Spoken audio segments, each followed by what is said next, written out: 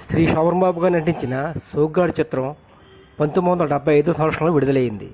ఈ చిత్రం super hit అయిన తర్వాత ఇద్దరు చిత్రం హిట్ అయింది. ఆ తరువాత మొనగాడు చిత్రం అబవ్ యావరేజ్ చిత్రంగా మిగిలింది.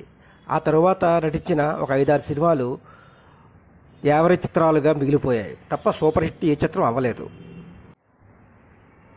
అటువంటి సమయంలో సమతా మూవీస్ చటర్జీ గారు హిందీలో శ్రీ గురుదత్ గారు నిర్మించిన వ్యాస చిత్రం కథ ఆధారంగా సినిమా తీద్దామని చెప్పి శోభన్ బాబు గారి దగ్గరికి వచ్చారు.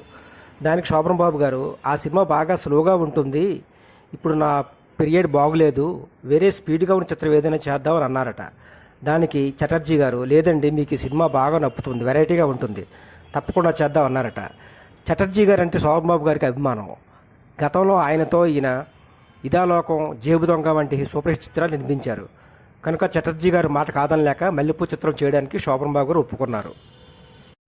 దర్శకత్వపు బాధ్యతను గతంలో శోభన్ బాబు గారితో సూపర్ హిట్స్ ఇచ్చిన మధుసూదన్ రావు గారు, వీరాభిమన్యు, మనుషులు మారాలి, జేబు దొంగ వంటి హిట్స్ ఇచ్చిన మధుసూదన్ రావు గారికి ఈ మల్లెపూ దర్శకత్వ బాధ్యతలు అప్పచెప్పారు.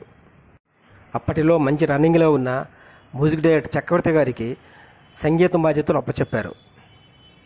చటర్జీ గారు చెప్పినట్టే ఈ సినిమా దిగ్విజయంగా పూర్తి చేసి సూపర్ హిట్ చేశారు. ఈ మల్లెపువ్వు సినిమా విడుదల సమయంలో భారీ వర్షాల్లో ఉంది. అయినా సరే ఈ సినిమా 13 కేంద్రాల్లో డైరెక్ట్గా 50 రోజులు ప్రదర్శించబడింది. అలాగే వైజాగ్ సంగీత్ ఏసీలో 99 రోజులు డైరెక్ట్గా ప్రదర్శించబడింది. తర్వాత ఒకరోజు గీత్లో ప్రదర్శించబడింది. శ్రీరామ రక్ష సినిమా విడుదల కోసం తీసివేయబడ్డ ఈ సినిమా మంచి కలెక్షన్తోనే తీశారు. శ్రీ జయసుధ గారు ఈ సినిమాను వైజాగ్ ఏరియాకు 1,05,000కి కొని శ్రీ ఫిల్మ్స్ ద్వారా విడుదల చేశారు. వైజాగ్ సంగీత్ ఏసీలో 42 రోజులు కంటిన్యూగా హౌస్ఫుల్స్ అయింది ఈ చిత్రం. 100 రోజులకు గాను 4 లక్షల రూపాయలు వసూలు చేసి జయసుధ గారికి లాభాలు తెచ్చిపెట్టింది. చక్కని 9 పాటలు ఉన్న ఈ చిత్రం ఒక మధుర కావ్యం.